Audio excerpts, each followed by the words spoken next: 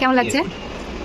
নমস্কার বন্ধুরা, আজকে রইল জামাই ষষ্ঠী স্পেশাল জামাইয়ের জন্য ঠান্ডা ঠান্ডা ম্যাঙ্গো সাগু রেসিপিটা পুরোটা দেখতে থাকো। আর দেখতে দেখতে চ্যানেলটা সাবস্ক্রাইব করে দিও। আর যদি ফেসবুক থেকে দেখো তাহলে অবশ্যই ফলো করে দিও আর শেয়ার করে দিও। আর তোমার একটা ছোট্ট কমেন্ট করে দিও। প্রথমে সাগুটাকে শুকনো নিয়ে ভেজানোর দরকার নেই, 7 থেকে 8 মিনিট বা 10 মিনিট সেদ্ধ করে নিতে হবে। সেদ্ধ করে নেওয়ার পরে এইভাবে জল ছেঁকে নিয়ে একদম ঠান্ডা জল দিয়ে এটাকে একবার ধুয়ে নেবে, ভালো করে ধুয়ে নিয়ে জল ছেড়তে দিয়ে দেবে।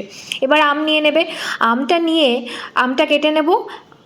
যদি এটা হিমসাগর আম হয় তাহলে সবথেকে ভালো স্বাদ হবে, কিন্তু কেননা হিমসাগর আমটা মিষ্টি মিষ্টি। আমটা ভালো করে কেটে নেব। আমি এরকমভাবে স্টাইল করে কেটে নিলাম, কিউব কিউব করে। তো আমটা কেটে নিচ্ছি, দেখে নাও। দেখতে দেখতে তোমরা কমেন্ট করো কিন্তু আমার ভিডিওটা কে কোথা থেকে দেখছো। আমটা কেটে নেওয়ার পরে একটা মিক্সিং জার নিয়ে নেব। মিক্সিং জারটাতে আমটা ভালো করে নিয়ে নেব। আমি এখানে 2টো আম ব্যবহার করেছি। তোমরা তোমাদের কতজন আছো সেটা অনুযায়ী বা কতটা ঘন কতটা পাতলা খেতে চাও সেই হিসাবেই করবে। তবে এটা যতটা ঘন হবে তত বেশি টেস্টি লাগে। চিনি দিয়েছি, তোমরা কনডেন্স মিল্কও দিতে পারো বা চিনি ছাড়াও খেতে পারো।